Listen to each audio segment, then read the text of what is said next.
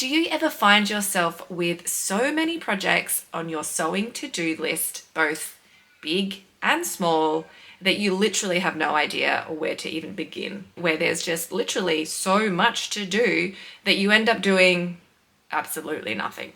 Well, I've been there many times, and very recently, in fact. And in this video, I'm going to share with you my method for getting myself out of this, let's call it a sewing slump. Hello friends, and welcome to Karla Created. If you're new here, my name is of course Karla, and I love sewing. So if you do too, then perhaps you should stick around. You know, when you get to those points in life where you're just so overwhelmed by everything that you have to do, including all of the sewing projects, you know, the annoying ones that you always have on the list, like hemming those pants or altering that dress, whatever it may be, plus overlaying the list of ideas that you have, like, oh, I want to make a quilt like this one day and I want to do that. So the things that you really want to do, and then overlay all of the everyday life responsibilities that you have, and you just find yourself sometimes, I mean, at least I do, in a situation where it's all just too much. And I end up just becoming completely incapacitated and I do nothing. And I sit in my sewing space and I look at all of the things and I am completely overwhelmed and I don't even know where to begin. And I really do not like being in that space, because sewing is my happy space.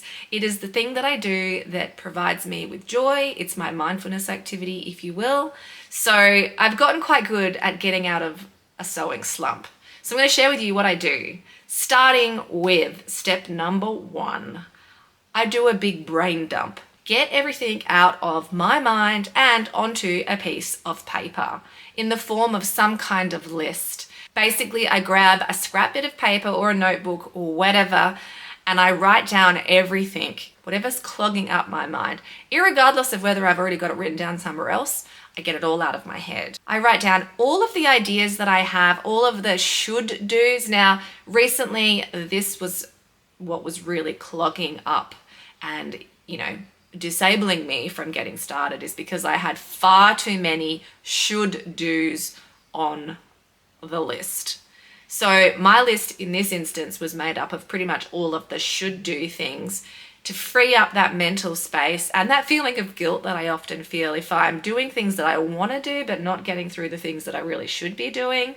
Yeah, getting all of these things out of your head, out of my head at least, helps free up space in my mind so I can actually think straight again, which makes it a lot easier to then move into step 2, which is prioritization. When it comes to prioritizing, if I'm picking the very first task, I go for the easiest, but also the least desirable task. And I also set myself a reward. So for example, in this instance, I decided to tackle the minor alterations that I least enjoy, hemming pants and taking in seams. So I picked those to tackle first and set myself the reward of catching up with my friend after, because these alterations were actually for my friend. So the reward was, get them done, Karla, then you can go and give them to your friend and have a catch up with her. And that's the incentive to get them finished. The next things that I prioritize are what I call quick wins. In this case, it was these projects that I had reserved to do on my overlocker, altering these bike shorts, adding a cuff, and stitching up a hole at the back so then my daughter could get some more wear out of them. I also prepped these knickers for her many weeks ago out of scrap fabrics. So I figured it was time I stitched these up. Now, I will admit these were a bit more of a headache than what I anticipated, but I worked my way through and crossed them off my list. I then decided to make a cover for my felt ironing mat that I picked up at the Perth D-Stash market. I decided to use these 2 different floral fabrics that I also picked up at the same market to make a removable cover that will just jazz up the felt ironing mat on my desk. And I think it turned out ultra cute, super satisfying to make, and was a very easy quick win. Now at this point in the process, because you've tackled a few quick wins plus also got through a couple of undesirable items, you're probably on a dopamine high. So now is the point in time where you pick something that is probably a little bit harder to do and is going to take a little bit longer. So the gratification will take some time. And for me, this project was making this colorful pink top out of a thrifted dress for my friend.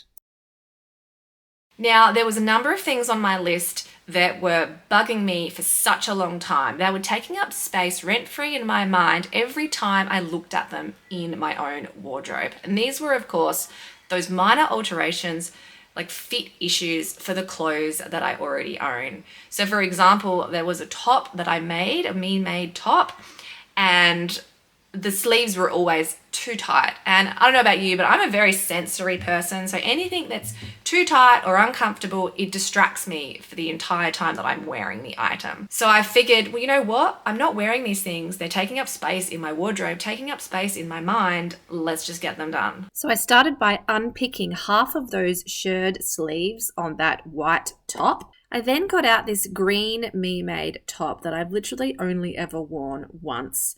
And there's always just been something a bit off about the sleeves with this top, and I'm still in two minds as to what I should do. I ended up deciding to just tuck in the bottom frilly cuffs of the sleeve, and I'm going to have a go at wearing the top like this before I make any alterations. But if you have any ideas for what I can do with this or what's not quite right, please do let me know, because I am just not sure what the issue is with this top.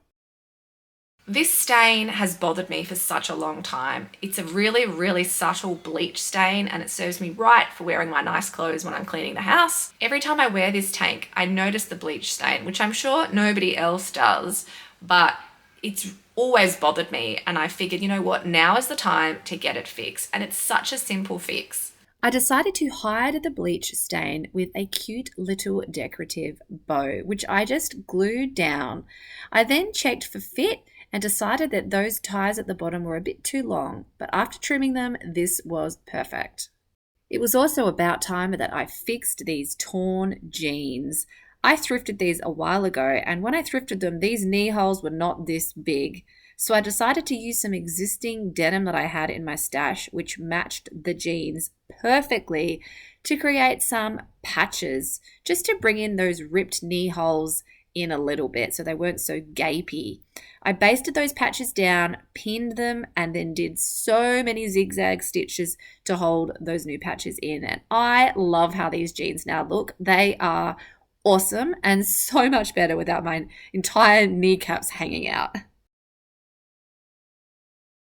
Now, because I've ticked off so many items from my to-do list, I'm on a dopamine high. And at this point, I started finding other things that I had completely forgotten about that weren't front of mind when I did the brain dump, and I decided to tackle them. These blue work pants that have bugged me for so long, they've always been a little bit too short, so I just decided to lengthen the hem, which was so easy. And then I also decided randomly to tackle this leather handbag restoration. This bag I have had for about 15 years. I bought it secondhand from a market for like $10, I think, in my early 20s. And it needed to be revived back then, but I didn't take any care of it. So I thought, you know what? I'm going to finally bring this leather bag back to life. I thought I could get away with just washing the lining and putting some leather conditioner on it, but I think it needed a little bit more work than that. So I actually got myself some proper leather cleaner, leather conditioner.